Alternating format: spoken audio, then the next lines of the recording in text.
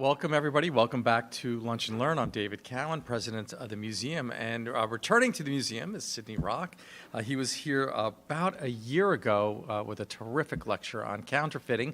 He is the chief counsel for the Bureau of Engraving and Printing, otherwise known as the BEP, which is the agency that, of course, prints billions of dollars for our nation. Today, he returns to talk about mutilated currency that has been burned, buried, or attacked by animals. I'm going to tell you a quick burned story. It has to do with this note, which says Hawaii on both sides. If you want to see this up close, go up to our currency gallery. We have several of these on display. This goes back to World War II. And the Japanese, if they were going to conquer Hawaii, we were concerned about that. We wanted to void the currency. So we overprinted a bunch of it in San Francisco and shipped it over to Hawaii. We recently were on the television program Mysteries at the Museum because the mystery is, what do you do with the currency that's in Hawaii? They didn't want to ship it back in case the Japanese captured it. So what did they do? They burned it. So let's hear a few more burning and mutilation stories on our currency. It's my pleasure to introduce Sidney Rocke. Well, thank you very much, David. I appreciate it. And we're going to get to the burning and the mutilated and the currency attacked by animals in just a minute. But as David knows, I'm here on behalf of BEP, so of course it's free of charge. The one requirement that we have is I have to tell a lawyer joke. So here we go. It seems the safari is going through the jungle, very heavily armed safari, and they come across a cannibal village. Being curious, they walk into the cannibal village, look around, and they see a butcher shop. They walk into the butcher shop, see, this is really strange. One of the guys walks over to the counter, and all of the butcher meats are there on a tray, and they're labeled by profession. So, teacher meat, $2.95 a pound. Engineer meat, $3.95 a pound. Minister meat, $4.95 a pound. Lawyer meat, $99.95 a pound. So, the guy, being extra curious, walks up to the butcher and says, "Why is the lawyer meat so much more expensive?" Butcher looks up, gives him a wry little smile, and says, "You ever try and clean one of them?" So, speaking of dirty things and cleaning them up, I thought that was just the right lawyer joke for us today. We are going to be talking about mutilated currency and all the terrible things that happen to the currency. Tell you a little bit about the folks who work very, very hard to piece together the mutilated currency and make sure that people who have had money burned, victims of floods, victims of fires, try to get their homes, their basic life savings, everything that they've had in their home restored in terms of the currency. They work very hard to do that. So we'll talk about that process, the things that they do, how that operation unfolds. Then we'll talk about the fact that although this is a wonderful process and it does an amazing public service, like any time the government does anything right, someone's going to try and rip it off. So there are schemes and scams aimed at that. We'll talk a little bit about that and some of the things that we've done to try and combat that. So that's kind of where we're heading right now. Why don't we go there?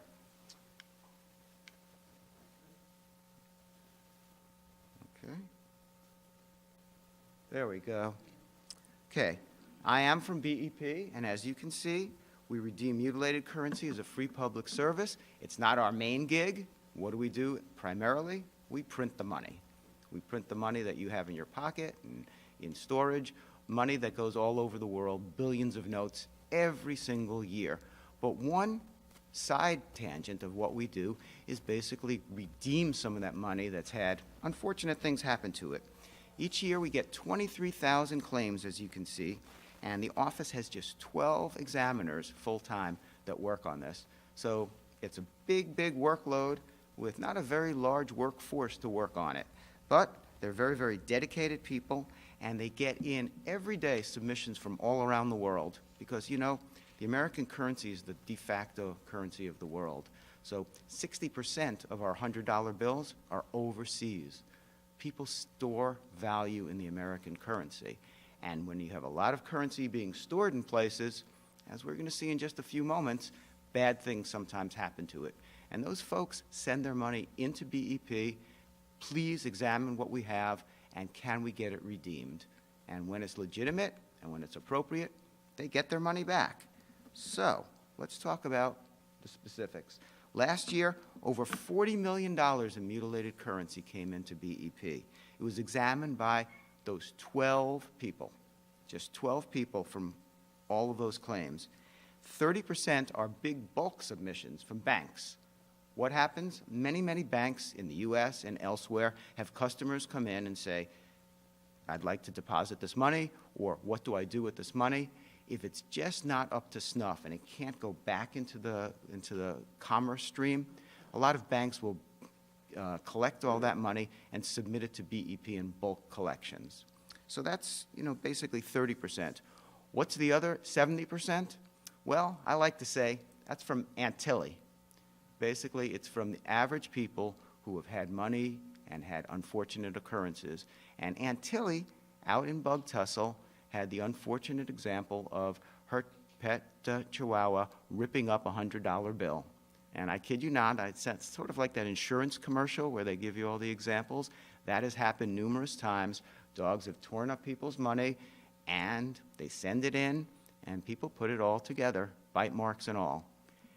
To be perfectly graphic, which I am, once or twice the money has actually gone through the dog and has been sent in. Those are not the prime assignments within the mutilated currency division, and there are very few volunteers to handle those cases.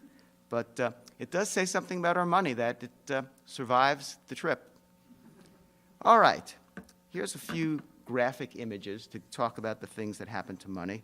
For those of you who are visual learners, which I think is a nice way of saying illiterate, but in any way, we've got fire, money gets burned. People store their money in lots of places in the house, but the two most common places are attics and basements, and those are the two most vulnerable places in the house. So we get lots of stories about money that's been burned up. We get stories about money that's been flooded. Sometimes it's just a localized flood, but when do we get inundated, so to speak, with claims? After all the hurricanes. When there's a big hurricane, lots of flooded out homes are excavated, are cleaned out. People have stored their money in their basement. What's the first part of the house that gets flooded? The basement. So we get lots of money whenever there's a hurricane coming in. Right next to it, you see one of our friendly rodents. For some reason, animals like to chew into money. Not just dogs, but if you have your money in your attic, a fair number of times, attics are also host to animals, and they tend to like currency. I guess it makes good nesting or whatever, but the animals tend to rip that up, and people discover sometimes their life savings. And, we've been joking about it a little bit, but the truth is those examiners feel really, really good when they get a letter in saying, I've spent my whole life saving up $4,000. I had it all in a box in my basement, and it got flooded out. Can you help me? And they really feel that they're doing something that benefits a person who's worked hard all their life, and through an act of God, literally, they're suffering the loss of their life savings, and they try to restore that. So despite all of these unfortunate occurrences, people work very hard to restore that money. Now, the last thing, I've been saving the best for last, people bury money. Now, unlike the first three examples where you have flooded out money or animals or fire in a home, there's usually a story when someone has buried money, and it's often not a good one. So we take especially careful looks at those particular situations, because burying money is not a good idea. Things underground are not friendly to currency. After all, currency is amazingly durable. Before that currency winds up in your pocket, we've torture tested it. We have a cotton linen substrate, as it's called, and it goes through numerous washers and dryers, crumple tests, all to survive. If you've ever washed money by accident, don't do it on purpose. We don't recommend it, but it survives the journey.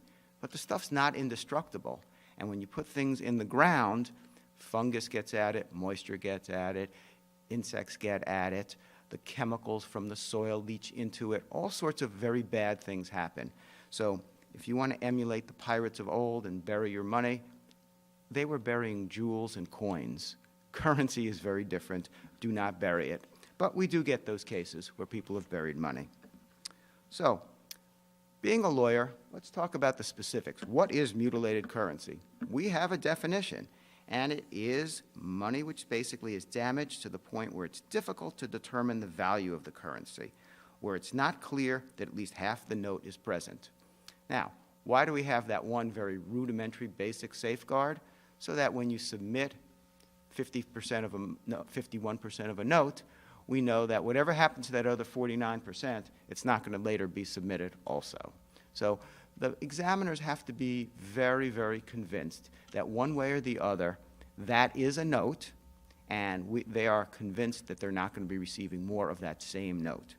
So what do they do in order to make sure that the government's not being ripped off? Well, as I said, first of all, how much of the bill is there? And they actually lay it out and try and put it together to see, are we talking about more than half of the bill right here? Second of all, they look for those security features. All of our currency has some security features, basically. The most sophisticated security features, well, they're on the $100 bill, and everything in between has a sliding scale of security features. When we talk about security features, I'm talking about the special ribbon on the $100 bill, which, not to brag, but is the most sophisticated piece of currency in the world with the most sophisticated technology. We talk about color-shifting ink as a security feature. There are threads that light up under infrared light. Those are security features. There are magnetics within the ink. Those are all security features. And they look for those security features to, number one, make sure that we're actually talking about real currency. And number two, to make sure that we aren't going to see the same bill or a portion thereof later submitted to MCD for redemption. Now, picture's worth 1,000 words, so here we go. Here's the security features that I was talking about. That blue ribbon there, as you tilt it back and forth, the $100 denomination changes to a Liberty Bell, and they kind of march across the ribbon. It's a very interesting effect. Hundreds of thousands of little micro lenses. So what we make sure is, are those security features present when someone submits it for redemption? Also there, the bell in the inkwell. The inkwell is a constant. That bell disappears depending on what angle you're looking at the bill. $100, that color is going to shift. That's our color shifting ink, variable color ink. So those are examples of the sorts of security features that our folks are going to be looking at. Now, again, as a lawyer, we always talk about what is the definition, what are the rules, what is not mutilated currency. Please don't send these things in, our examiners will say. It's currency that's just kind of worn. You've all seen old bills that are just kind of limp and it's a little faded. That's not mutilated currency. That, take to your bank. That is spendable. That is not something that you would want to send in to us. And we also encourage you not to send counterfeit money. If you find counterfeit money, first of all, we don't redeem counterfeit money. Big surprise there. Second of all, we're not the investigative agency, and we're not the folks who focus most primarily on counterfeiting. We produce the real money. The counterfeiters are our mortal enemies, so please don't send in counterfeit money. Send it to the Secret Service if you think you've come across that. Now, if you happen to be in the unfortunate situation where you do have some mutilated currency and you want to send it in, which I am told this very museum was in that situation not too long ago, having found a mutilated $20 bill on the sidewalk right in front of the museum.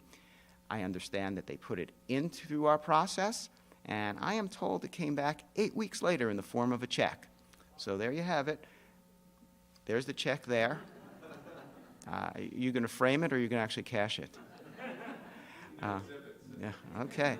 Well, so verification that everything that I'm telling you actually happens. The money gets sent in, people examine it, they determine the value, and they send you a check back. It's not a scam, folks. So how do you do it? Send in a letter. Send a letter saying, this is what happened to my money. My Chihuahua, Fluffy, actually chewed it up. You don't have to give the name, but they do want to know the cause of the damage. Why? What happened to the money? It helps the examiners literally piece it together. It helps them know what they're dealing with before they even start the case, to know what happened. Second of all, I like it, and the lawyers like it. Why? Because it locks somebody into their story. If we hear this is what happened to the money, and the evidence doesn't match it, it's too late for them to backtrack. So if someone by some chance was trying to commit some sort of fraud, trying to rip us off, they're locked into their story, which is what you always try to do early on in a situation. You want to know, what is the story? So it's a good way to prevent the tiny percentage of folks who are out there ripping us off, and it's also a good way to make sure the examiners can help the vast majority of the legitimate submitters get their money back. And we can be very, very picky when it comes to how you send the money in. Let's talk about that a little bit. When the money comes in, basically, don't play mutilated currency examiner at home. This is dangerous stuff, folks. Don't try it at home. Leave it as it is, as best you can. Whatever the situation is, don't disturb it, bring it in. Now, if the currency was in a container, leave it in the container if you can. If the currency is flat, don't fold it, don't try to laminate it, glue it. People sometimes do that thinking they are going to play currency examiner and they're going to piece it together as best they can and then send it in. Don't do it. It's not helpful at all. And to be honest with you, some of the people who've done things like laminate the money actually do put a layer on top of it with the idea that it makes it a little harder for our examiners to look at it. Remember, they're examining what happened to the money.